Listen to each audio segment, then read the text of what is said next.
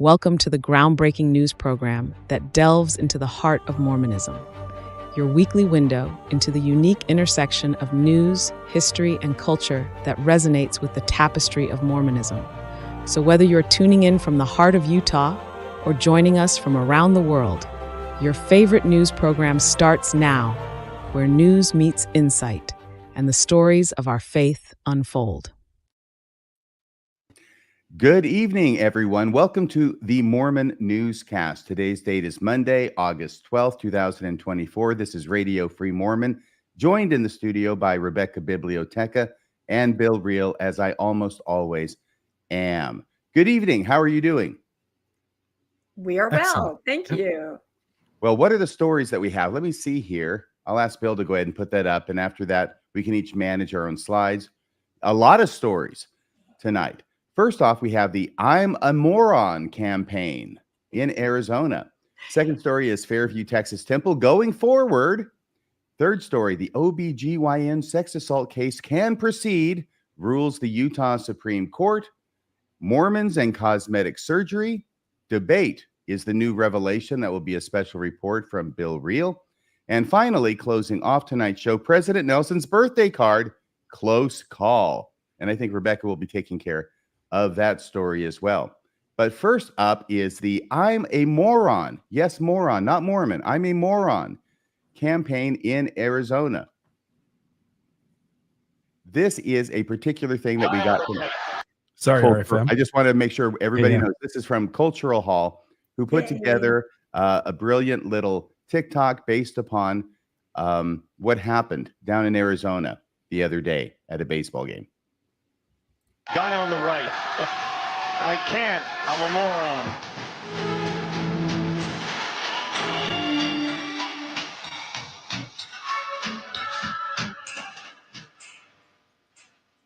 moron. Metro Phoenix, home to the Arizona Diamondbacks, and about 300,000 Mormons. On July 29th, the Diamondbacks took on the Washington Nationals at Chase Field, and they were getting their ass kicked 6-0. But sometimes the stars align and a perfect moment is born. That's what's about to happen. As the game returned from a commercial break, the camera panned to a bunch of teens yucking it up in the bullpen. That's when, depending on your view, commentator Steve Berthume either won the World Series of funny comments or made the biggest gaffe of his career. The guy on the right. I can't. I'm a moron. There it is on tape and everything. And in another fortuitous stroke of luck, this all happened on Mormon night at the ballpark.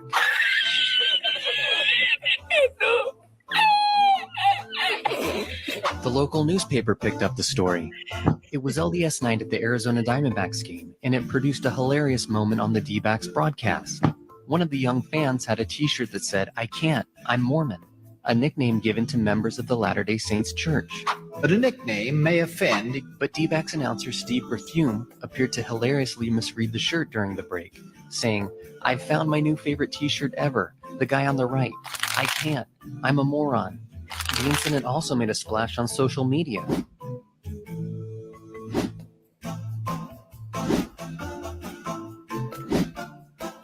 And the I'm a Moron kid's mom even got in on the action. A couple cool Mormons even commented. But of course, this Mormon had to be a Debbie Downer. Look, I don't know if there's a God, but if there is, they have one hell of a sense of humor. I can't. I'm a moron. I can't. I'm a moron. I can't. I'm a moron. Can I just say that between all the things that I'm sure that sportscasters have to deal with, I mean, I'm starting to get an education in that, just podcasting, right? You've got to keep your eyes on like 3 different things at the same time, and you're trying to watch all these different feeds coming in. And I can imagine that with those kids jumping up and down, and there was another kid in front of the kid with a t-shirt who had his arm partially in front of that. I could see that as a totally sincere, though hysterical, mistake on the part of the announcer. What do you think? Oh, I'm sure so. I'm sure it was. One of my favorite things about it is that when it's mentioned in the newspaper, they say Mormon is a nickname given to members of the Church of the Latter Day. I've noticed this. And so in media, no one says Church of Jesus Christ of Latter-day Saints. They say the Church of the Latter Days, the Church of the Latter-day Saints. So no one can get it right. No, they can't. And when you have something that's just too darn long to say, something's going to get cut out somewhere along the way. It could have been moron. It could have been the Book of Moron. We know that moron, Moron, if I'm recalling correctly, is a name in the Book of Mormon. I believe it is a place name in the Book of Mormon, if not an individual's name. But Mormon himself, the guy for whom the book gets named, is himself named after a place that is mentioned earlier in the book, The Waters of Mormon. So we're just lucky because it could have been that the guy who actually edited and compiled the entire record, his name could have been Moron, and it could have been the Book of Moron. I was a moron once. I ended up stepping away, wised up. So here we are. Oh my gosh. Well, I think this, if nothing else, shows that President Nelson does have some prophetic chops, because he knows that we need to avoid this kind of inadvertent mischaracterization on national TV at baseball games. And as long as we're using the Church of Jesus Christ of Latter-day Saints, this would never happen.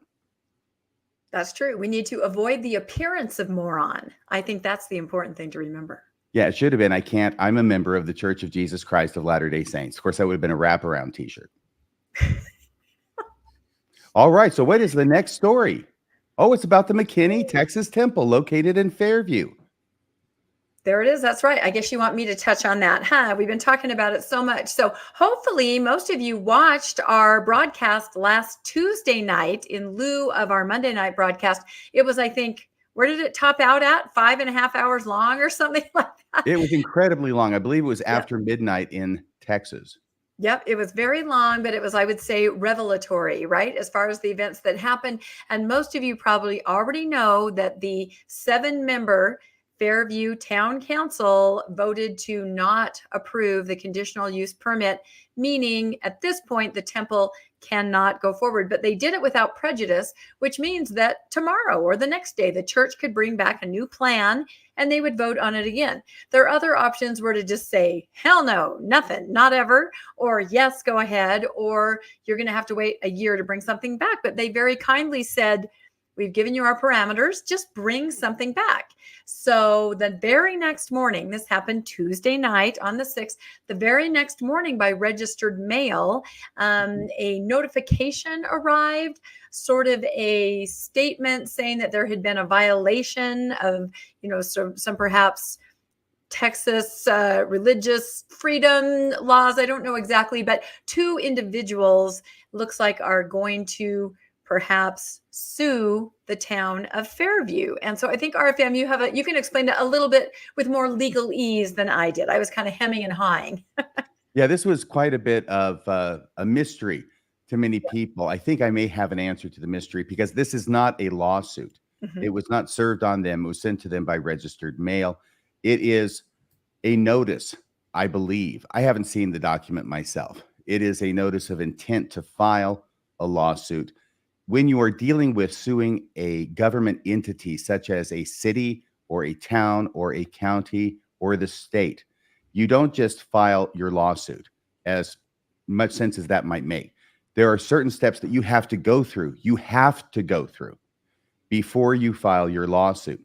And here, for instance, in Washington State, I was involved many years ago with a suit like this, where you have to file on the county what's called a tort claim. And that has to be filed within a certain period of time after the incident that you're complaining about. But you have to do that before you file a lawsuit. In fact, the failure to complete one or more of these steps is required by statute. And I looked it up there in the Texas statutes as well. I sent it to you, Rebecca.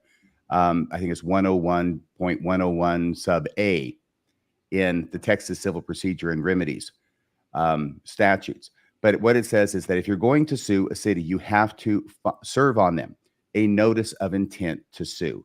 And then you have to do that within 6 months. Of course, the day after is definitely within 6 months. They're not wasting any time. 6 hours. Yeah, that's going to have to be there for a certain amount of time. I'm not sure exactly what that is, before they can then move forward and file their lawsuit. This is so serious that if you were to fail to do one of these steps when you're suing a government entity, you could get all the way down to the end, get your award, and get it thrown out because you failed to do this. Oh, wow. Well, thank you for helping us understand that. Yeah, and as the mayor, Mayor Lesnar, said on, I can't remember if it was a broadcast or a news article, but he said these are individuals that are suing or have the intent to sue. They're individuals. So we're going to have to wait and find out more about that. But there was a quote that Mayor Lesnar gave that I thought was pretty much summed up the whole thing after the meeting and everything that went on and everything leading up to it. He said, "It's very difficult to deal with them," Mayor Lesnar told me this week, referring mostly to the Utah-based LDS leadership. The reason being simply is God told them to put it there. How do you argue with that? Well, you're not supposed to argue with that. You're just supposed to bend the knee and kiss the ring. Bow That's your it. head and say, yes, this is the way you're supposed to respond to anything that God tells his prophet must be done. Yeah. I love that picture that you got there. Yeah, that's my AI of God kind of putting a temple down wherever he wants. Yes, even as big as he wants. As big as he wants, wherever he wants. Because if you are a religious building, it doesn't make any difference what the code says. You can build it as big and as high as you want. That appears to be the position of the church. Yeah, that's the claim. All right. So take that to its logical end. I mean, what if you wanted to build a skyscraper that's 572 stories high? What if you wanted to build the Tower of Babel and go as high to the sky as you could? If that excuse works, churches with $265 billion could build whatever the hell they want wherever they want. I know it was a very long meeting and I was awake for parts of it, but I think I recall the mayor making that point exactly, saying if we were to allow that, what's next? What's next? What comes next then? You can build it as high as you want, if it's what you're saying. And any religion can do it. This doesn't just apply to the Latter-day Saints. So all of a sudden it's a free-for-all. And by the way, since time immemorial, churches have been competing with each other based upon the height of their steeples. It is a long and time-honored competition. It'll probably be in the next Olympics. Like breakdancing, right? Have you guys seen that? Oh my gosh. You have to the look it babies up. are calling. They want their Olympic medal back. They want their medal back. Well, and one other point about this is I think everybody should be very nervous where this idea that your civic codes, your zoning can be overridden at any minute by any religion. That is not a great precedent, and that can lead to places I don't think we want to go. So there's a bigger picture here. Yeah, and I think that the courts, when this does get into the courts and they do file their lawsuit, may indeed come to that kind of conclusion. I think this is set up for the city to win. Yeah, we can hope. All right, is the next story ready? Oh, that's me. All right, so we have a big story that came out. I think it came out last Friday. The court, that being the Utah Supreme Court, rules that an OB-GYN sex assault lawsuit can move forward. This was a bit of the story that came out on Friday morning, Friday, August 9th. Lawsuit against Provo OB-GYN can go forward after all. It's by Becky Bruce, news director of KSL. Here's a bit of what she writes. Salt Lake City, 94 Utah women who say the OB-GYN they trusted to provide them with medical treatment and who instead sexually assaulted them will be allowed to sue him, the Utah Supreme Court ruled Thursday. So this is just a little bit complicated. I'm going to lay it out here and see if we can make sense out of this in the few minutes that I'll be devoting to this story. At issue is malpractice, i.e. medical malpractice, what doctors do when they go oops and something bad happens, medical malpractice versus sexual abuse. Attorneys for the Provo OB-GYN, David Broadbent is his name, contended the women's lawsuit should be dismissed because it more squarely fits under the state's Malpractice Act. They argued the women failed to meet pre-litigation requirements for a malpractice case. Let me say here that a malpractice case, one of those pre-trial things you've got to do is there's some procedure that you have to do involving a medical board with certain people that you have to meet in front of before you can get a result. I think you have to try and basically moderate the case before you can file the lawsuit. That was not done here. And in a different realm, like when you're filing suit against the city, there are certain things you have to do before you file suit. Otherwise, it can be thrown out. This is one of those things.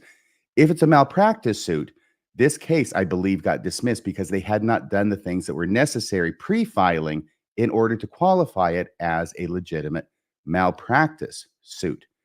But these are the attorneys for David Broadbent, the OB-GYN. They argued the women failed to meet pre-litigation requirements for a malpractice case. In 2022, a 4th district judge, that's the trial judge, agreed with that argument and threw the case out. Hence, it got appealed up to the Utah Supreme Court. Last Thursday, the Utah Supreme Court overruled that decision. It was a huge decision with huge effects and ramifications, even though it seems like such a little thing on its face: malpractice versus sexual abuse.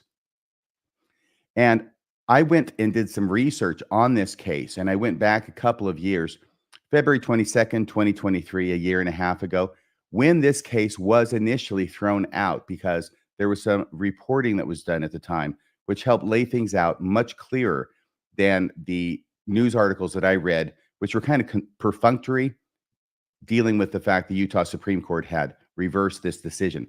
This is an article from February 22nd, 2023 by Jessica Miller, the Salt Lake Tribune. And it states a number of things. First off, there's a picture of David Broadbent, the OB-GYN, who is the defendant in this lawsuit. At 19 years old, and this focuses on Stephanie Mateer, who I believe since has married and has a different last name, but Mateer is the name as of this article. At 19 years old and about to be married, Stephanie Mateer went to an OB-GYN within walking distance of her student housing near Brigham Young University in Provo, Utah. She wanted to start using birth control, and she was looking for guidance about having sex for the first time on her 2008 wedding night. So this happened about 16 years ago, this being 2024 now. Mateer was shocked, she said, when Dr. David Broadbent reached under her gown to grab and squeeze her breasts, starting a vaginal exam without warning, then followed it with an extremely painful examination of her rectum. She also mentions that at the end of the examination, Dr. Broadbent had stated to her that her husband is a lucky man. She felt disgusted and violated, but doubt also crept in. She told herself she must have misinterpreted his actions, or that she should have known that he would do a rectal exam. Raised as a member of the Church of Jesus Christ of Latter-day Saints, she said she was taught to defer to men in leadership. And there's a picture of Stephanie Mateer in 2008, the year she first saw Dr. David Broadbent, an OB-GYN, in advance of her wedding night. The case was filed as a sexual assault case, but the trial court ruled that because the alleged assaults occurred in the context of health care, the proper suit was one of medical malpractice, not sexual assault. Here is the page, the health grades page. It's like a LinkedIn page, I think, for doctors. This is what I accessed this morning. And I mention that because here's David Broadbent, MD, obstetrics and gynecology, male, age 77. And it states David Broadbent, MD, is an obstetrician, gynecologist in Provo, Utah, and has over 49 years of experience in the medical field. He graduated from University of Utah School of Medicine in 1974. He is affiliated with medical facilities, Timpanogos Regional Hospital and Utah Valley Hospital. And the surprising last line, he is accepting new patients. The reason that's surprising is because that really is not true. I believe he voluntarily gave up his license and stopped practicing when these allegations emerged. I don't think that he has gone back into practice. If so, I'd be surprised to know it. This is probably just one of those things that hangs around on the internet forever. But I do not believe that he is accepting new clients. That legal distinction between medical malpractice case and a sexual assault case means that Utahns like Stephanie Mateer, who decide to sue a healthcare provider for alleged sexual abuse, are treated more harshly by the court system than plaintiffs who say they were harmed in other settings. The chance to go to civil court for damages is an important option for survivors, experts say. While a criminal conviction can provide a sense of justice, winning a lawsuit can help victims pay for their therapy and additional support they need to heal after trauma. Mateer laid out her allegations in a lawsuit that she and 93 other women filed against Broadbent last year. But they quickly learned they would be treated differently than other sexual assault survivors. Once again, this is reporting from February of 2023. This was when the case was initially dismissed at the trial court level, and then it was appealed up to the Utah Supreme Court. Here's another picture of David Broadbent. Mateer had gone to Broadbent in 2008 for a premarital exam. And I've got to tell you, this was complete news to me. I had never heard of a premarital exam in my life before reading this article and talking to Rebecca Biblioteca, who's actually the one who clued me in. And I'm definitely going to want to get some of her insights into this, because I understand that she was aware of David Broadbent from the time that Rebecca was at BYU, and a number of her friends went to see him as well. So Mateer had gone to Broadbent in 2008 for a premarital exam, a uniquely Utah visit, often scheduled by young women who are members of the Church of Jesus Christ of Latter-day Saints. I'm sure President Nelson is glad that they've said the entire name of the church at least twice in this article so far, so nobody thinks it's the Mormon Church. Leaders of the faith, which is predominant in Utah, focus on chastity when speaking to young, unmarried people about sex. And public schools have typically focused on abstinence-based sex education. So for some, these visits are the first place they learn about sexual health. And this goes into the vulnerability and naivete of these young women who are seeing a doctor, an OB-GYN, often for the very first time in their life.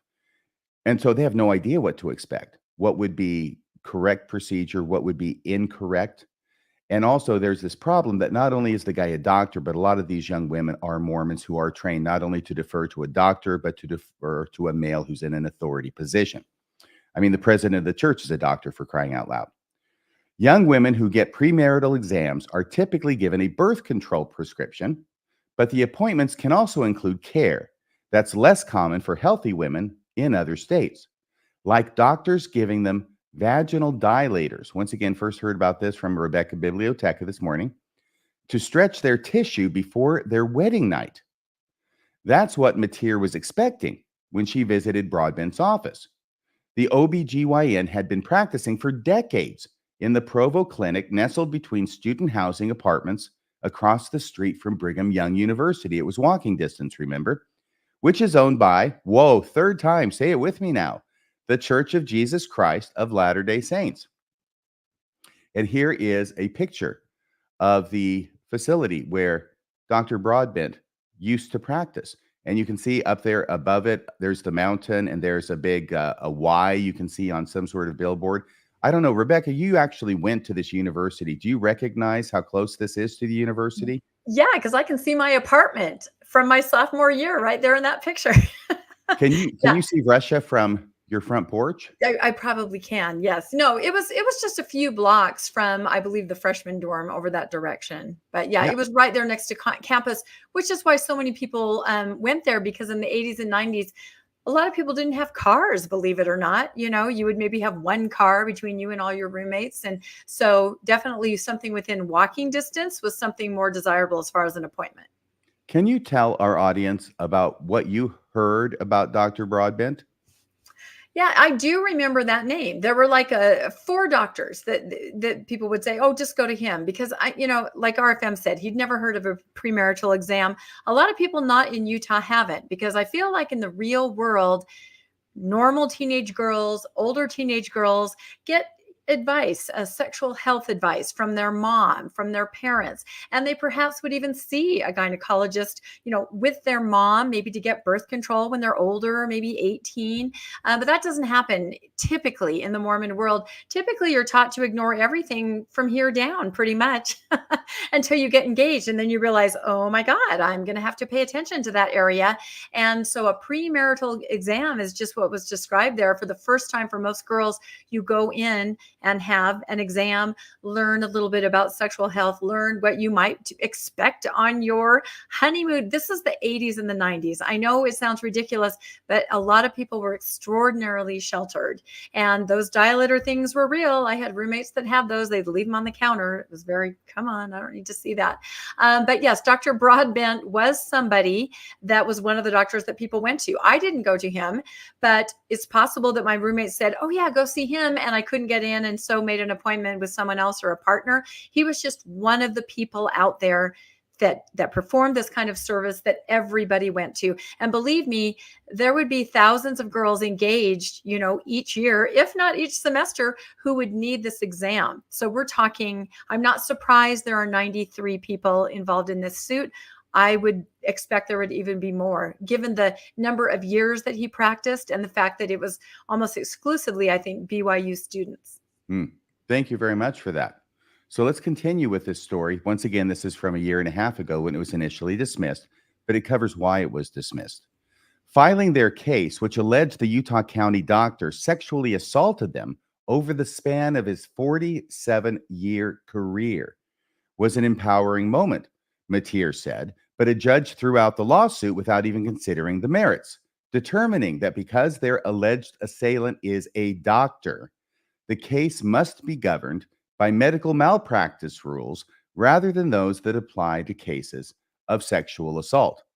Under Utah's rules of medical malpractice, claims made by victims who allege a healthcare worker sexually assaulted them are literally worth less than lawsuits brought by someone who was assaulted and in other settings. Even if a jury rules in their favor, a judge is required to limit how much money they receive. And I believe it has to do with cutting it down to $450,000, regardless of how much the actual award may have been. And this is part of the, what was it called? It had to do with medical malpractice legislation. It was a big deal back in the 70s and the 80s, maybe in the 90s, and trying to limit or put a cap on in certain states the awards that people could get from suing their doctors.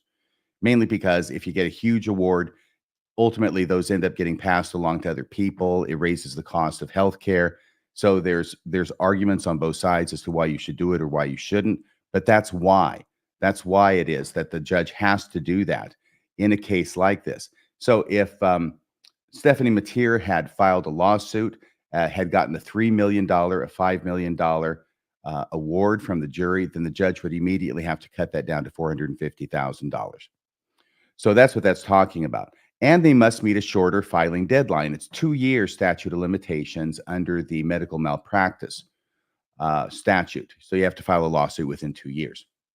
And that could leave a lot of people out of it. I mean, obviously, Stephanie Mateer would be out of it. She's alleging that this happened in 2008. So her 2 years would have probably been up in 2010, unless she can get by with an exception. All right. Now, something really important happened in this case with Stephanie Mateer is that she was interviewed on Mormon Stories a couple of years ago, and you can go back and listen to that. And this is where she comes out publicly, not only with the allegation that she was sexually assaulted, but also with the doctor's name being David Broadbent. In December 2021, she, Stephanie Mateer, spoke out on Mormon Stories, a podcast where people who have left or have questioned their Latter-day Saint faith share their life stories. In the episode, she described the painful way he, David Broadbent, examined her, how it left her feeling traumatized, and her discovery of the reviews that echoed her experience. He's on University Avenue in Provo. This is a quotation from Stephanie Mateer from the Mormon Stories interview. He's on University Avenue in Provo giving these exams to who knows how many naive Mormon 18-year-old, 19-year-old girls who are getting married. They are naive and they don't know what to expect, she said on the podcast. His name is Dr. David Broadbent. And this was the shot heard round the world. Here's another picture of Stephanie Mateer. After the podcast aired, Mateer was flooded with messages from women who heard the episode and reached out to tell her that Broadbent had harmed them too. Stephanie Mateer and 3 other women decided to sue the OB-GYN, and in the following weeks and months, 90 additional women joined the lawsuit they filed in Provo. Many of the women alleged Broadbent inappropriately touched their breasts, vaginas, and rectums, hurting them without warning or explanation. Some said he used his bare hand instead of using a speculum or gloves during exams. One alleged that she saw he had an erection while he was touching her. And there's a picture of David Broadbent in front of the building where he had his practice for 47 years. I don't know that it was all 47 years in that building. If their case was considered medical malpractice, they would be limited in how much money they could receive in damages for their pain and suffering. If a jury awarded them millions of dollars, a judge would be required by law to cut that down to $450,000. There's no cap on these monetary awards for victims sexually assaulted in other settings. So if you're sexually assaulted by a doctor under the statute the way it was before the Supreme Court ruling, the tops you could get was $450,000. But if you are sexually assaulted by anybody else, you're not limited to that amount, which does seem strange when you think about it. And I think the Utah Supreme Court agreed ultimately. The shorter 2-year filing deadline for medical malpractice cases can also be a particular challenge for those who have been sexually abused, because research shows that it's common to delay reporting such assaults. Here was an earlier headline from the Salt Lake Tribune before they got up to 94 women, and it was 83. Don't let him touch me. 83 women say Provo OB-GYN sexually abused them. And it also adds that Provo police are also investigating the doctor according to public records requests. I believe the stories that I saw indicated that he had finally been charged with 1 count of something sexually related, sexual abuse or something like that, in June of this year. So just a couple of months ago, I believe it was, he finally was charged with 1 count. But last week, the Utah Supreme Court put all that to rest by ruling Dr. Broadbent did not have to be sued for medical malpractice and could be sued for sexual assault, just like anybody else. The case has been remanded to the original trial court for further proceedings. In other words, for the original sexual abuse lawsuit to continue to trial. And there is the first slide we started with, which hopefully now with that background helps people understand the significance of this ruling by the Utah Supreme Court that says that doctors, and this particular doctor who engage in this kind of activity, don't have to be sued under the Medical Malpractice Act. They can be sued as a sexual assault case, just the same as anybody else who's not wearing a white coat. Any thoughts from you, Bill, on this matter? Yeah, the only thing I would say is that, as you pointed out in the data there, women, men for that matter too, but women primarily, when sexually assaulted, often there's a large time gap before they feel safe enough or courageous enough to step forward and to say something. There's a lot of shame and fear, and in some of these situations, sort of not really knowing how these kinds of appointments. Again, Utah is the only place in the world that seems to have these. When you guys were telling the story, I was reading a couple of other articles on premarital examinations, and each of them said this is sort of an anomaly that was invented in Utah. And I guess what I'm trying to say is that I'm glad that this is the way it worked out, because sexual assault victims should have more time to move past whatever obstacles there are that keep women primarily from stepping forward and being able to raise a hand to what happened to them. And so I think kudos to the Utah Supreme Court. Yeah, 2008 is when Stephanie Mateer says that this happened to her. And yet I don't believe she went public about it with anybody or filed any kind of a claim or charge or report until she shows up on Mormon Stories in December of, 2021 or 2? I can't remember. But anyway, basically over 10 years later. And once she did that, that opened the floodgates of all these other women who had had similar experiences with the same doctor, who now, because of that, I believe, found the courage that they needed to come forward themselves. Now, I think sometimes it's hard to admit to yourself that something happened as a woman. You think, I don't want to make a big deal out of this. Maybe it isn't what I thought it was. You always second guess yourself. And especially as time goes by, you put it behind you and you second guess and you think, I'm sure that wasn't it. And especially in a professional setting like that, where you do defer to the patriarchy like that in a medical setting, you do kind of tell yourself, I'm sure that was just fine. And I think it isn't until maybe you mention it to someone else. I remember reading this story articles months back where somebody had talked to their husband about it. And he's like, are you kidding me? That happened? Why didn't you tell me? That is not right. So maybe someone else recognizes once you tell the story, kind of can corroborate with you that, yes, that was not right. And then you find the courage, like Stephanie did, to tell it. And then, oh my gosh, look at all those women that once it was out in the open were able to kind of reevaluate what had happened to them and say, that was wrong. Because I don't think you can understand how naive I had a lot of roommates, and there were so many that just absolutely knew nothing about life or what was going to happen when they got married. And this premarital exam is your first kind of touch with reality, where you kind of learn, the doctor kind of tells you this is what's going to happen. That is so wrong that in the LDS Church, some parents back in the era, I think it's better now, I hope it's better now, but just left that to someone else. They could not talk to their kids or give them practical advice about sexual health, alcohol, drugs, none of it, because the answer was, you don't do it, we don't talk about it. And that's not reality. And I've heard so many people as post-Mormons with teenagers say, I'm so happy that I can talk to my kids now. They can call me and say, hey, should I drink? My friends want me to. Have a real conversation. Hey, mom and dad, I'm thinking of being sexually active. I'm 18. A Mormon parent shuts that down. Someone else says, you know what, let's talk about this. Let's talk about the realities. Let's talk about your sexual health. So yeah, it's a big issue, and I'm glad that it's out there because I think it's really important for a lot of people to see.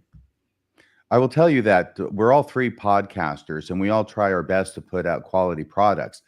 But nevertheless, there are times when, by fate or whatever cause, we end up podcasting about something that is actually important, impactful to people. And this is one of those podcasts that John DeLynn did on Mormon Stories. In fact, I called him this afternoon to let him know I'd be mentioning this tonight. And, you don't necessarily know going in that it's going to be that impactful. And this was one of those. This is probably one of the more important stories in all of the Mormon Stories episodes that have ever been podcasted. But over and above that, I want to say that Stephanie Mateer is the one who's the hero here, in my view, because she's the one who had the courage to come forward publicly about this. And fortunately, she was supported in that, and other people came out because of her courage. They found their own courage to come out because of her example. And also, last week, the Utah Supreme Court said, you, Stephanie, and the other women can go after this doctor as a sexual abuse case. And it doesn't have to be a medical malpractice case, in which most of them probably would have been out cold. They would not have had a lawsuit to file if the Utah Supreme Court had not ruled that way. So I just wanted to mention that, give kudos where kudos are deserved. And I just want to add one other thing, which is, I don't think people realize how high the numbers are. I think the data, and again, don't quote me to being exact, but it's somewhere around this. 33% of all women have been sexually abused. And I think and men is somewhere in the neighborhood of like 18%. So it's something that's common. Like, people are being hurt. And again, often it's one person abusing quite a few people. So it's not like 33% of men or whatever, 18% of women, it doesn't work that way. But right, when you look at the number of people who are sexually abused, it is a significant number. And we certainly should have ways in which our society works to protect those people and to allow them to get some justice when those things happen. So again, kudos to the Utah Supreme Court. Very good. All right. So the next story. Oops, sorry. I was rolling the window down while you were rolling it up, Bill. I think this is Rebecca's story. Take This us is through my this, would you? story. That's right. And this is also about sort of has a medical spin to it going on in Utah. And this is about Mormons and cosmetic surgery, which has been in the news lately. Um, and there's a great article in the Trib. And also, I think they talked about it on Mormon Land. The question is, do Latter-day Saints turn to cosmetic surgery in a quest for perfection to please God? New body image study shows they undergo such procedures more often than most Americans. But BYU researchers say these members may be misunderstanding church theology. So that makes it sound to me like there might be sort of a correlation between the predominant religion and this cosmetic surgery. And I will tell a quick story. When I was, it was probably about 20 years ago, I had a friend visit me. She lived in the Seattle area, RFM, and she was at my house, and I had a magazine. It was one of those magazines that's mailed out for free. It was called Utah Valley Magazine. It has like ads and slick ads and articles and things like that in it. And she's thumbing through it, and she goes, "Can I take this home to Seattle?" I'm like, "Why do you want to take that home? It's just a mailer." She goes, "Because this typifies Utah. This is Utah in a nutshell. Every other page is for a cosmetic surgeon or a lawyer or a luxury home. This is Utah." And I tried to explain to my friends in Seattle what it was like, but can I just take this home? And I thought, I've never really seen myself that way, but I guess it might be true. And now I can't look at those mailers any other way. So many ads for cosmetic surgery. It seems like just more than the norm. So in this article, they talk about seeing a billboard on I-15 here in Utah. And I've seen this. It says, "God is remodeling his temple. Isn't it time that you remodel yours?" What do you guys think about that slogan? Isn't that great? Oh, no. I'm sure it's a great slogan, but really? But I think that they're kind of getting to people by saying that. Also, the idea that there are more cosmetic surgeons per capita than Los Angeles or in Utah instead, and that breast augmentation is higher.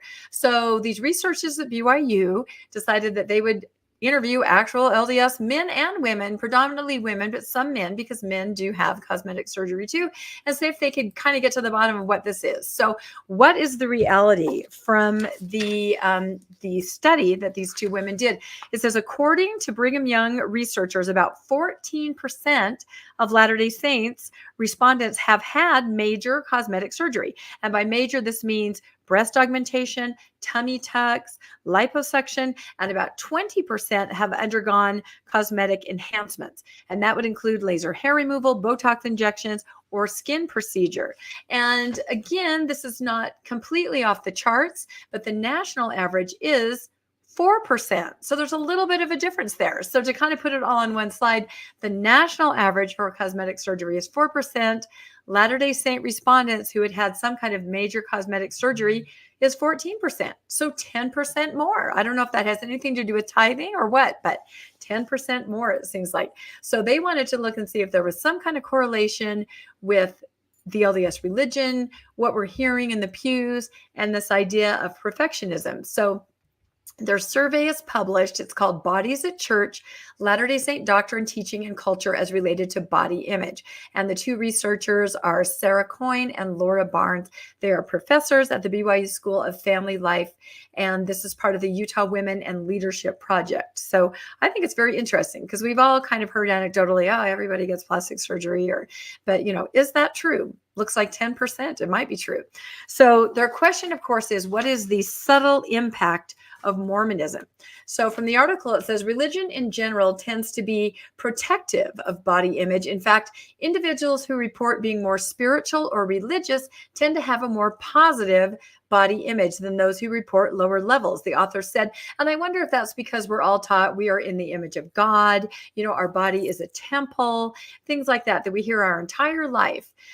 If that does promote a more positive body image, I don't know. Yes. I'm sorry. I would suggest that religion in general, Christianity in general, tends to teach that God loves you just the way you are. Exactly. Yep. Until he doesn't. Yeah. Mormonism departs from that frequently. It does. No, it absolutely does. And that's, I think, what we're going to get into here in the survey. So given the established trends, Latter-day Saint individuals should have a very high body image. Individuals who are regularly engaging with cosmetic surgery or enhancement to improve appearances, the researchers observe, despite Apostle Jeffrey R. Hollins, I can't even say it, guidance to, I'm sorry, it's covered up by a slide here. Let me see if I can read it. His advice is to, luckily I print things out, not be obsessed with tucking and nipping and implanting and remodeling everything that can be remodeled. Now that seemed interesting to me as advice from Jeffrey R. Holland, because wasn't there something a couple years ago where he appeared at conference and suddenly seemed very refreshed? Do you remember this? People were talking about this, that he seemed to have a different little bit of a look, especially under the eyes. So people were wondering if he perhaps had a little procedure. Rebecca, can I just say that when Jeffrey Hollins puts it this way, what it is, the interpretation that I take away from it, and I think it's quite obvious from the way he says it, is that what he's not saying is don't do any plastic surgery. What he's saying is don't take it to an extreme. And once you give permission and say don't take it to an extreme, well, now you've made it subjective. And anybody who wants to do it is going to go ahead and do it. Maybe even he did it a little bit himself. Yep. And again, we should say there's absolutely nothing wrong with that. It's a very personal decision, a personal choice, and anybody can do whatever they want. But I think the researchers wanted to find out if there was some kind of undue influence or pressure that was perhaps influenced people as they made this very personal decision that just should be you, right? You and your partner and, whatever, or just you, but not certainly some pressure outside pressure that you feel from words of a prophet, words of an apostle, people at church, anything like that. So the Tribune article was really good. And there was a really, really good comment from Maria123. And I just thought, I've got to read some of this because she did a really good job of summing up everything that I was trying to put together. And she says, multiple prophets and apostles have mandated that Mormon women repeatedly keep yourself attractive. And this turns normal aging into a moral failure for Mormon women. Yes, it does. Once you get to be a certain age, right? The perfection thing isn't a myth. It's a prophetic mandate. The young women of the 80s and 90s, when church leaders were openly saying this stuff, are now in their 40s and 50s. And the great point that she made is that those young women in the 70s and 80s are now raising their daughters with perhaps the same mindset ingrained that they may not even realize they have in the 90s and the 2000s. So it's something that's kind of pervasive. So Maria pulled out a couple quotes, and I did too. Here are some pictures of, let's see, we've got Spencer Kimball on the left. These are them, the prophets as young men. We have President Benson in the middle. We have the very dapper with the twinkle in his eye, even then, Gordon B., right? Same twinkle right there. He looks so cute. All I can say is if I were a woman and I weren't around, I should be in love with Gordon B. Hinckley. I feel like you might have had a man crush on him back in the 90s. Do you think? Yeah. Perhaps. So anyway, President Kimball said in the 70s, I tell young women who seem to have missed their chance for a desirable marriage that they should do all in their power to make themselves physically attractive. So here you go. The words of the prophet, God's mouth, prophet's ears to the young women. You better be physically attractive.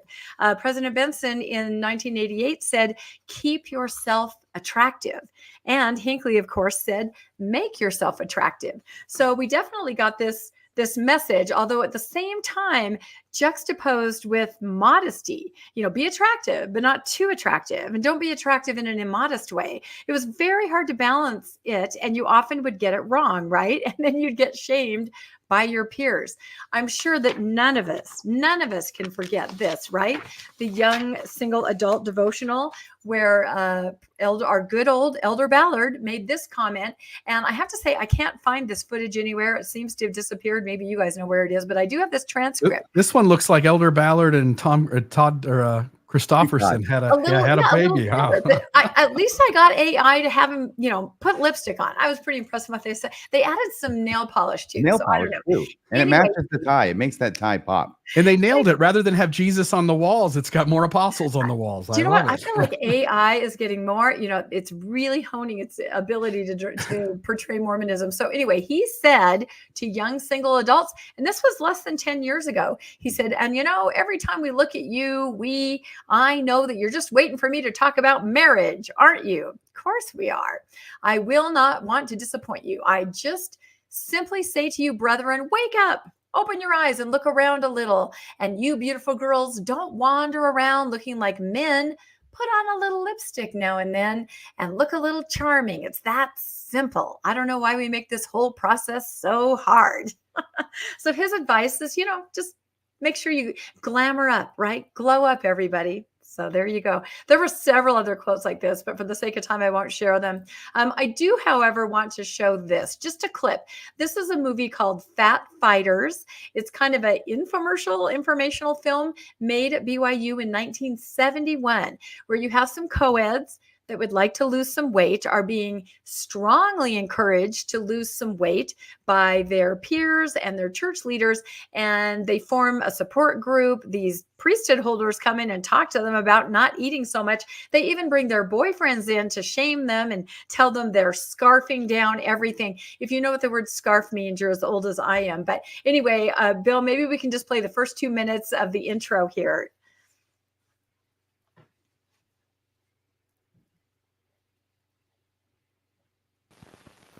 I like red licorice, and I just like regular food, just cornbread, biscuits, and beans, and fried chicken, and, just food. I eat too much, too often. When I get nervous, I eat, and when I'm depressed, I eat, and I just eat anytime. Well, I don't like myself fat. I really, in fact, I could say I hate myself, and I feel really self-conscious around other people. I feel like everyone's watching me, and I feel like, a fat person just isn't lovable. My parents are overweight. It could have been from their example, but I think it's just because of myself. I just never controlled myself or my diet or anything. I'm too fat because I eat too much. Well, maybe I think food is security. It kind of numbs me. I don't date very much. I date a few times, and most of the guys are just friends. So it doesn't really matter anyway. My sister came up to see me, and she's lost a lot of weight, and she's just, wherever we went together, everybody was always, she's your sister? Wow. Your sisters? I don't see how you can be sisters. You don't even look at all alike. And here she is, 95 pounds, Mm-hmm. So what were they telling you, Claudia? Your big sister's a fat slob.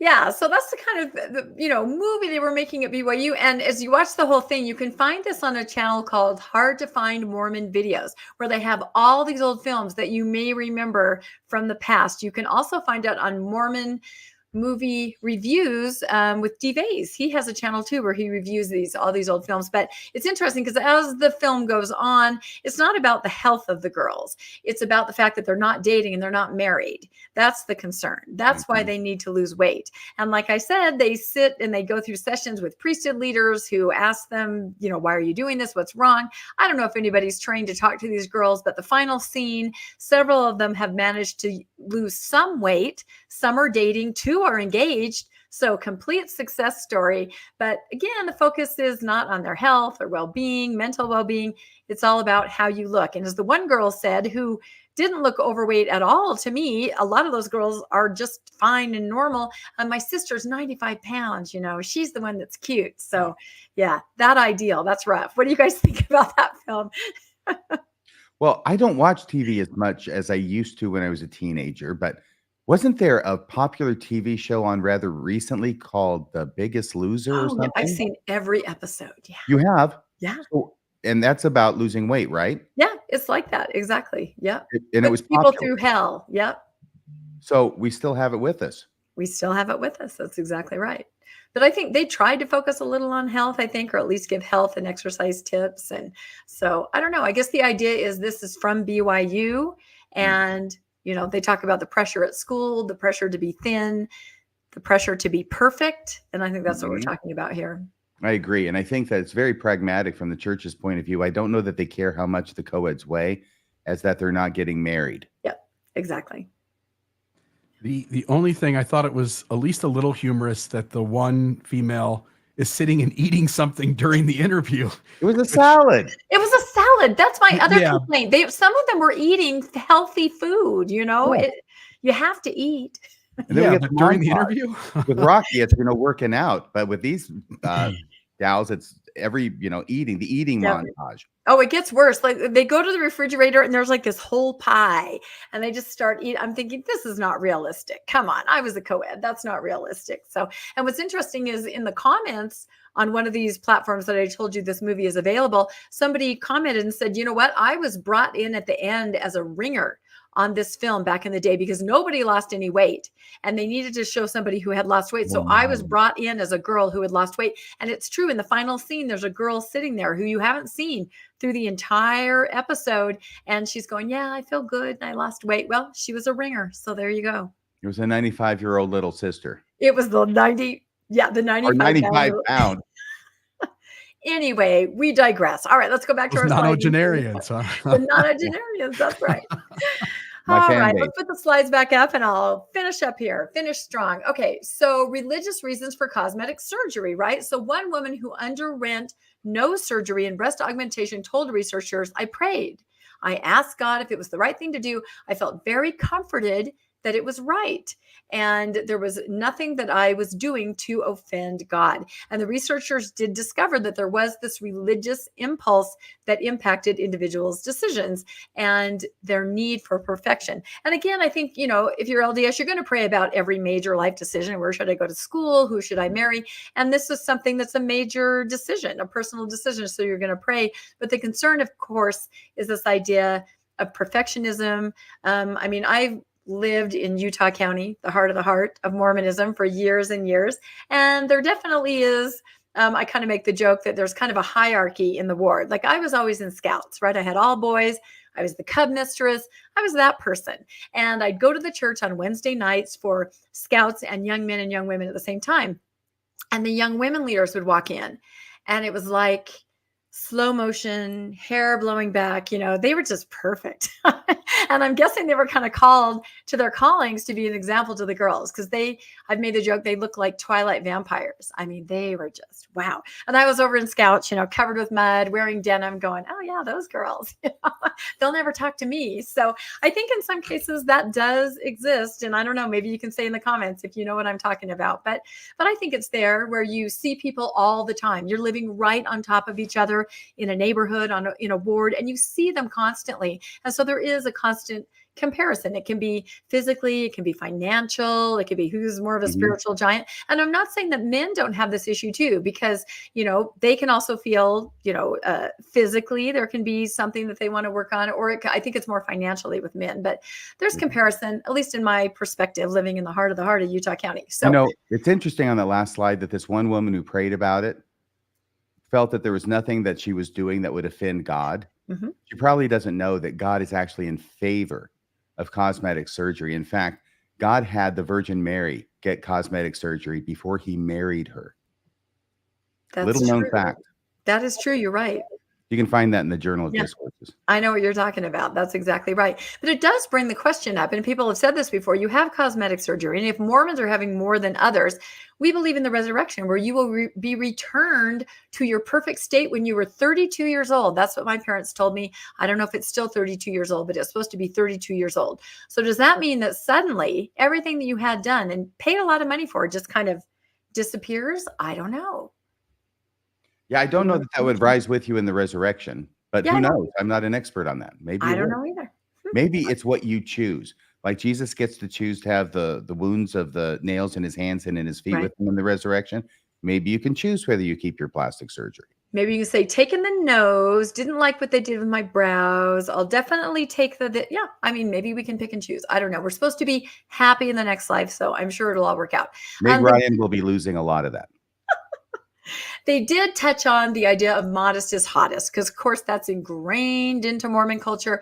When asked about the language of modesty, the participants described feeling judged. Absolutely. Some 30% see modesty as having a positive impact and on their own body image, but 47% report it as negative. And that itself is its own podcast, the modest is hottest issue, and just the idea with this absolute obsession with modesty. I was once in a dressing room at Kohl's, and there was a mother and a teenage daughter in the dressing room next to me, and they were trying on clothes and shoes. And the mother kept saying, "Those shoes aren't modest. Take those off." And she was going, "Mom," and the mom was going, "Those shoes are not modest." And I wanted to I tried to kind of look under to see if I could see what the hell kind of shoes aren't modest. Stiletto heels or something? Or toe cleavage. That's a thing. I don't know. What? But anyway, okay. Google that. Well, I'm not going to teach you about that. I'm not going to Google that. Anyway, it can Make go sure you too turn your far. safe filter on. Yeah, filter on. We're going to get demonetized just because I said toe cleavage. Okay. Here come the All bot. right. Let's move on. All right. Garments and body image. Now, we've talked about this on the newscast multiple times because there have been so many stories about garments in the news, but this kind of confirms what I always felt personally. Some 30% describe wearing garments, underclothing worn by LDS, as having a negative effect on their body image, making them feel frumpy and unattractive. Absolutely. Sort of a body dysmorphia. And that's something we've covered before. Some women, myself included, felt that with garments. And I can't even bring myself to wear sleeves. It's very difficult anymore because I just that feeling, it's very hard to get away from. So that's definitely part of it in this survey that they're talking about. Women are greatly impacted by the words of their leaders, having to wear garments. I mean, it changes everything about you. The idea of to run and not be weary and walk and look hot. That's not actually the phrase, but RFM, do you know what the real phrase is?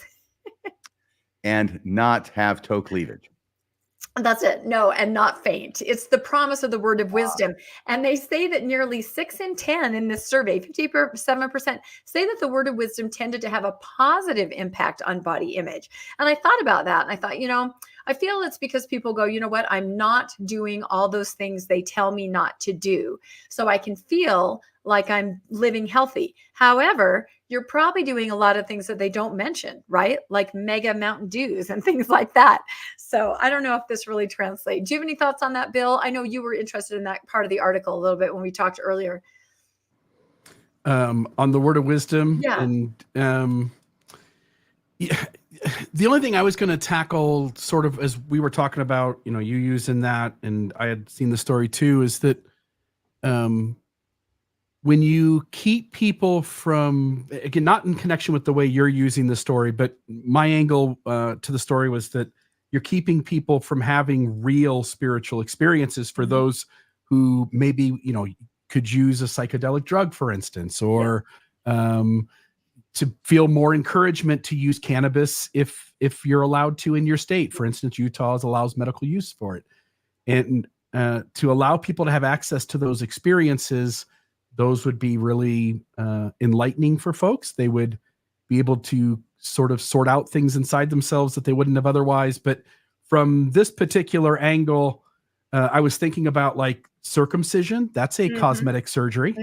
And Heavenly Father seems to have no problem with cutting the skin off of, men's genitals. Yeah. Encourages folks to do it. RFM, you're rolling your eyes, but is it might be medical as opposed to cosmetic? Unless you're a streaker or a flasher, then it might be cosmetic. If Abraham says you have to cut the skin off your genitals, I don't think that's medical. That's just just a religious cosmetic that I would expect would make you look better. Right. There's debate. There's ongoing debate on that. And I think we used to all think it was medical. Now we know it's cosmetic. At the nudist colony.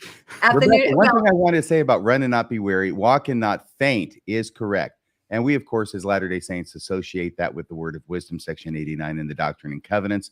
However, it's good to keep in mind that this is not original to section 89. It is actually borrowed from Isaiah, this phrase. And I think everybody knows if anybody knows Isaiah, they know the phrase from chapter 40, but they that wait upon the Lord shall renew their strength. They shall mount up with wings as eagles. You remember that one from verse 31, which then continues. They shall run and not be weary, and they shall walk and not faint. I think in a few more weeks, you guys will learn to not ask me questions about your articles. I love the supposed to be answers an that you give. ongoing I love your insights, dialogue. though. We have to include each other, even if it takes 5 hours. No, I'm totally kidding. Well, and I do think, speaking of circumcision and the resurrection, I've said this before, it's going to be a lot of butterfly foreskins flapping around looking for their owners. That's what I think. You're going to get hit in the head with one if you don't watch out. They're going to be everywhere. So, Especially the ones that David collected and Samson. gosh, yeah, that's right. They Okay. had big foreskin collections. Me, it was comic books. Them, it was foreskins. Who am I to judge?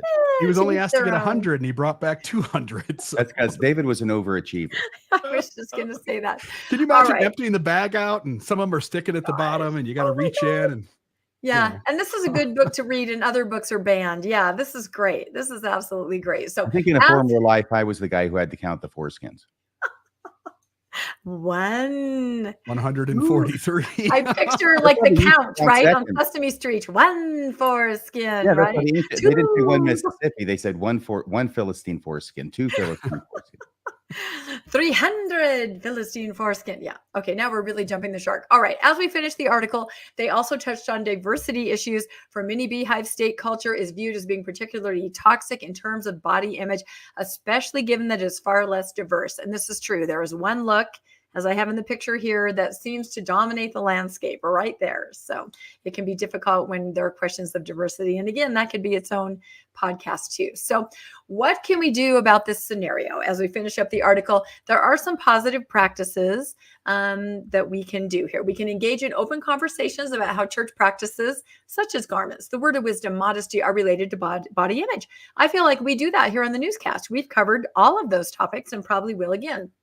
You can emphasize acceptance, love, and warmth over any outward appearance. You can focus on attachment to God as a primary way to reduce body image concerns. That is my picture of Barbie Jesus. I hope nobody thinks that's It's Barbie sacrilegious. Jesus. I have It's one Barbie question about Barbie Jesus, and it's Yeah, not what's- about toe cleavage. Well, you've got to let it go. He's got to Seriously. be circumcised, right? We're going to talk after the show. Yeah. Okay. Can you mute him, Bill? All right.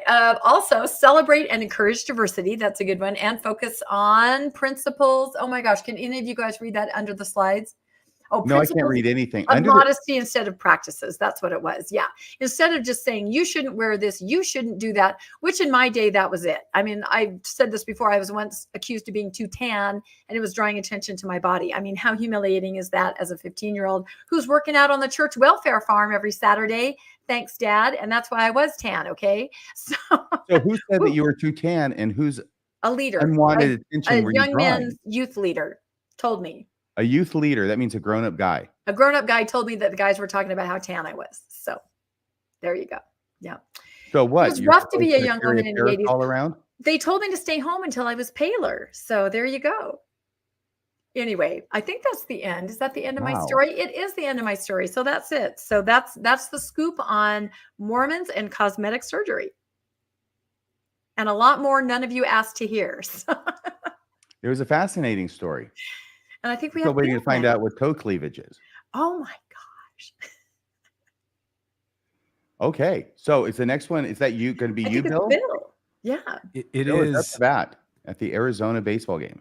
Before I jump into this, though, I just want to say, in regards to those old Mormon movies, my favorite one is the old lady. She's got to be in her 80s. She does the mailbox one too, but Oh yes. it's where she has these like 10 kids in her room, and everyone touch my hand. Now you've touched the hand that touched the hand Oh my that God. touched the hand of the prophet Joseph Smith. And I always imagine they cut out the very next scene because it's not there, where the parents rush the kids to the kitchen sink and tell them, gross, wash your hands. Put your hand in the hand of the yeah, exactly. No, seriously, if you guys really want to kind of relive your youth or my youth, go to hard to find Mormon videos or to Mormon movie reviews.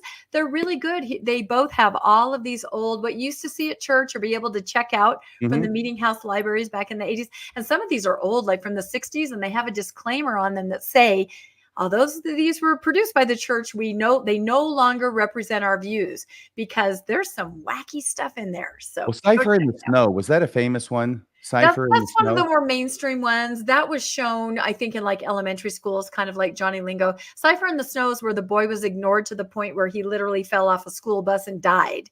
These movies were terrifying. They often involve death, usually the death of a mother or a parent, you know, to get that strong emotion.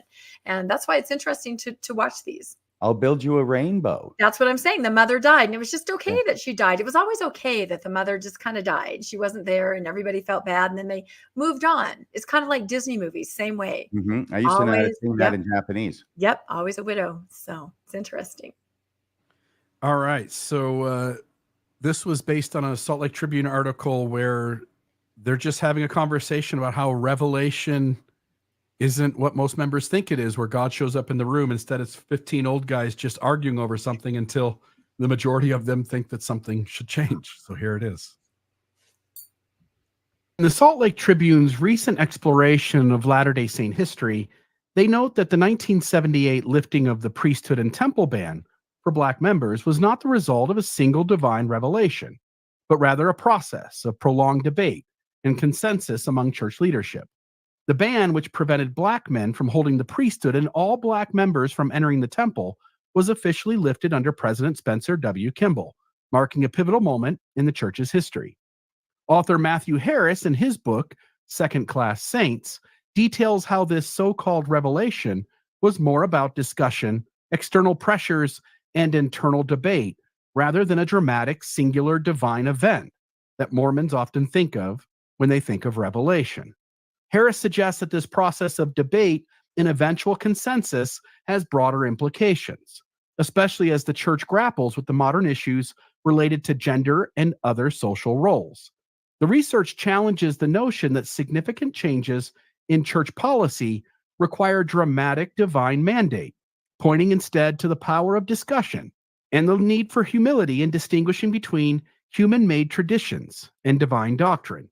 This method of decision-making through debate and consensus, rather than direct revelation, is not new within the Latter-day Saint tradition.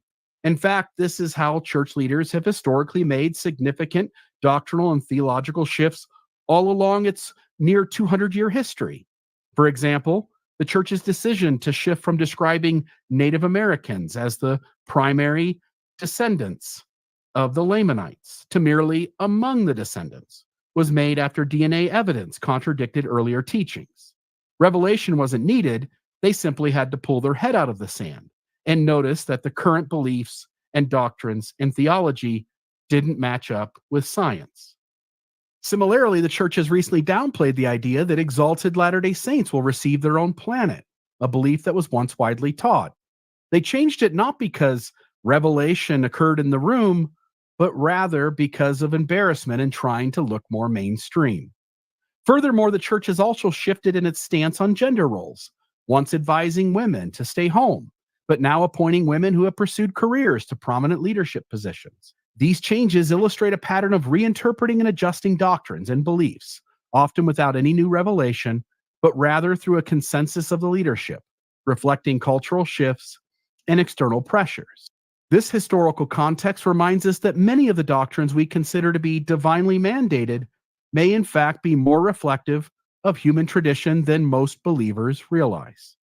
As the church continues to navigate contemporary issues, it is essential to recognize that changes in policy and doctrine often come through this process of consensus rather than a sudden divine intervention. And all I'll say here is Matthew Harris is saying something, and the Salt Lake Tribune's picking up on it like it's this ingenious observation. And the reality is that the two of you know as well as I do, and pretty much anyone who's stepped away from the church, and about half the church on the inside now recognizes that this is the way it's always been. Rather than these guys sitting in a room and Jesus showing up and telling them what to do, which, by the way, if that happened, everybody, you don't need pilot programs. You don't need surveys, and you don't need to debate it in a room with the 14 other guys, because Jesus can just give the clarity. The only reason you have to sit in a room as 15 old men and debate an idea until you come to a majority decision to change is because Jesus never shows up in the room. Otherwise, you don't need to do that. And so most of us at this point recognize that when the church claims to be led by prophets and they claim the church is led by revelation, what they're really pointing at is it's just a debate until the general consensus changes. Yeah, good point. This was first brought to my attention when President Eyring gave a press conference statement. Was it when Thomas S. Monson became president? It's been a while since this occurred, and that would have been around 15, 16 years ago. But it was some off-the-cuff remarks that he made, and I've done a podcast about it a long time ago. So it's not news to me, though it was surprising to me at the time, that he talks about when his first showing up as a general authority at a GA meeting, and I think it was was it Harold B. Lee, who was present there as the president of the church. Maybe he was an apostle, I don't know. But regardless, he thought there would be some great bolt of lightning. He's saying this out loud, that there would be like somebody would show up, wearing a white robe, I don't know, and glowing and just tell people what to do. But he was surprised to find out that all it was people talking about it, going around the table. And eventually the miracle was not that God showed up to actually give legitimate revelation the way that I and millions of others have believed it to be, because that's what we've been taught in the LDS Church happens is revelation. But no, this is just the miracle is that people end up agreeing with each other over time. And so unanimity in a council has now been defined as what revelation is in the LDS Church. And the thing that really shocked me about it is that this is what we used to point the finger at the Catholic Church about with their councils. And we said, where is the revelation? If they had a prophet, he would just go and ask God, and God would give the answer. Instead, because they don't have revelation, they have to have these councils, and they have to do things either by agreement or arm twisting, or perhaps excommunication of those who aren't on the popular side. That's exactly what we do. That's exactly what the LDS Church does. And if it was apostasy for the Catholic Church to do it, then I think it's the same thing when the LDS Church does it. And I want to say one more thing, which is, I think on some level you go back far enough and there probably was, you said unanimity.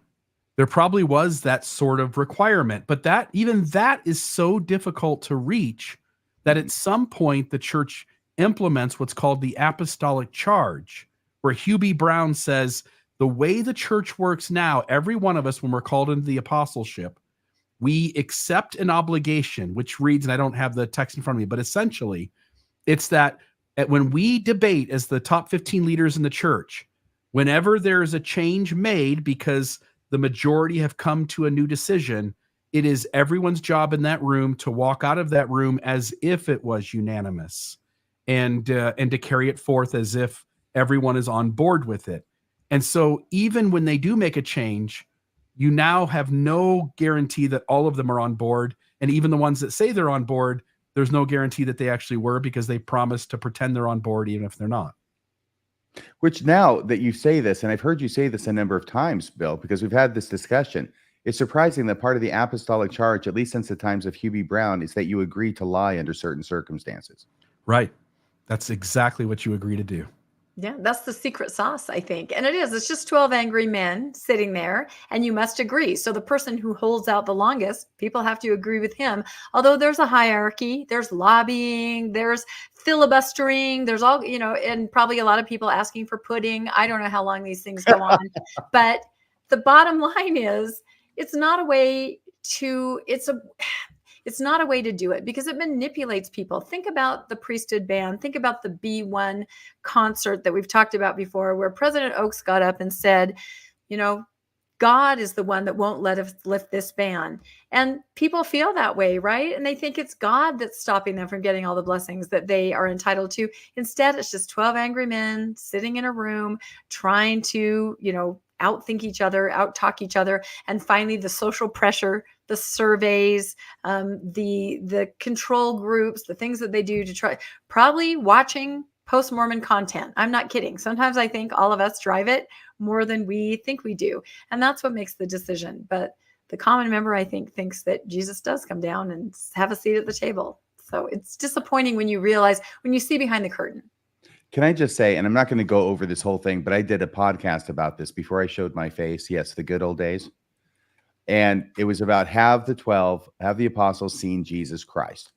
And part of that is the answer ends up being no, they haven't. But the important thing I do in that is I go over all of the statements, general authorities in manuals, in general conference, etc., where over and over again they inculcate in the minds of the Mormon members that they have seen Jesus over and over again. It's the members didn't come up with this idea on their own. It has been taught to them methodically throughout the decades. And that's why we believe it. That's why Eyring believed it. And he finally went up to an actual meeting and found out that wasn't the case. And then he reinterprets it. He reinterprets Revelation from what he believed it was, from what it was he was taught it was, to what it actually is. And that for him now becomes the greater miracle. Why? Because it has to be.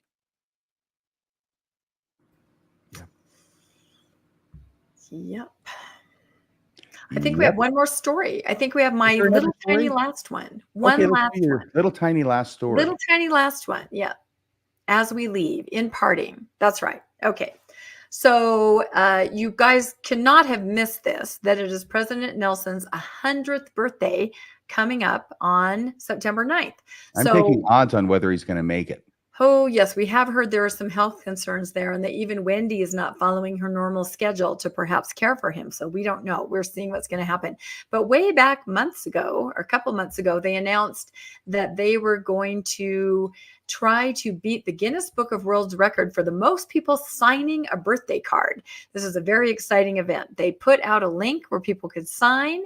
They also had a giant youth conference where they you can see the picture there. All the kids are signing the card. It was extremely exciting.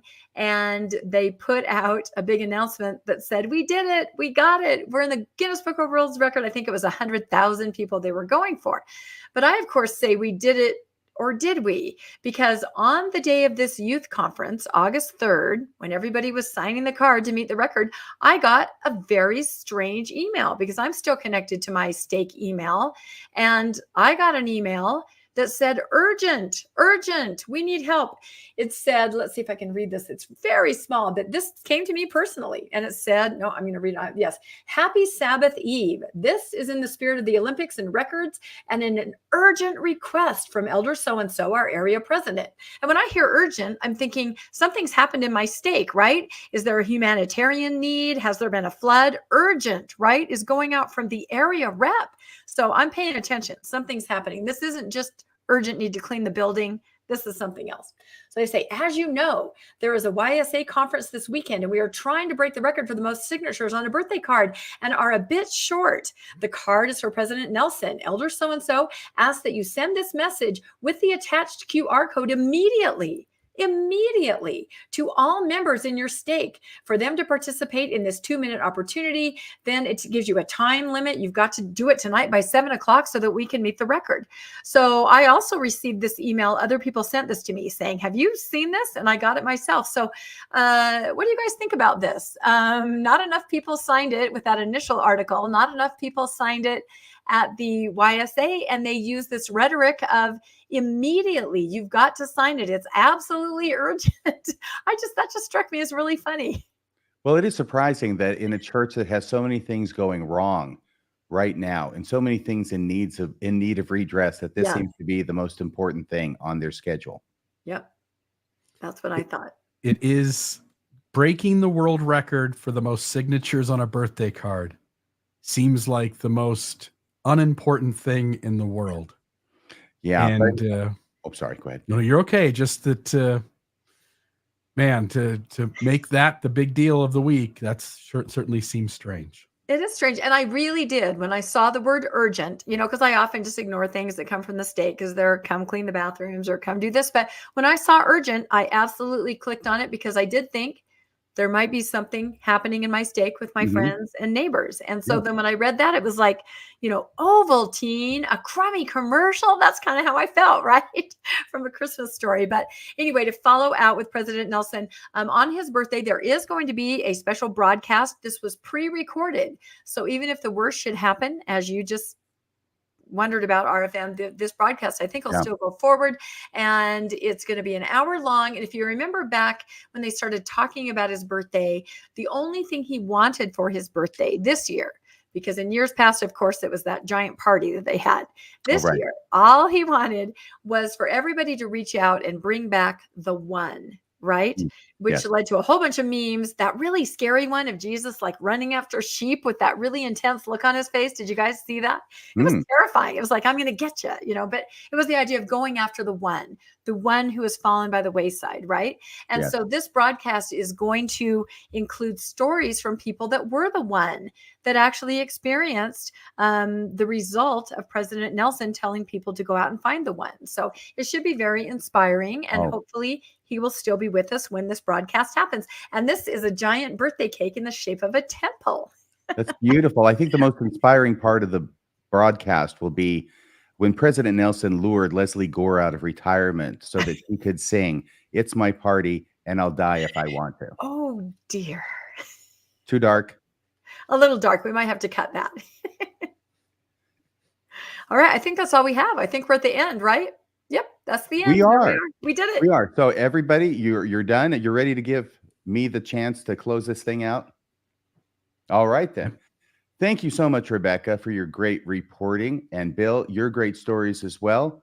Thanks, everybody, for watching. Please go to, we have a webpage, don't we? A Facebook page, yeah. And that's exactly what I'm talking about. We have a Facebook page, and you can go there and you can read stories. You can add stories of your own to the Facebook page. Let me know if I'm getting any of this wrong here, okay? Doing great. Okay, great. So please hit like on this. Please hit subscribe. Please leave a comment below. Thank you so much for watching, everybody. Please join us next Monday at 6 o'clock Mountain Time for the next episode of the Mormon Newscast. Good night, everyone. Good night. Susan Bednar here. That's a wrap for this week's edition of the Mormon Newscast. We appreciate you tuning in and sharing this time with us. Keep the conversation going and stay informed on all things Mormonism. Until next week, wishing you peace and joy. See you next Monday at 6 p.m. on the Mormon Newscast.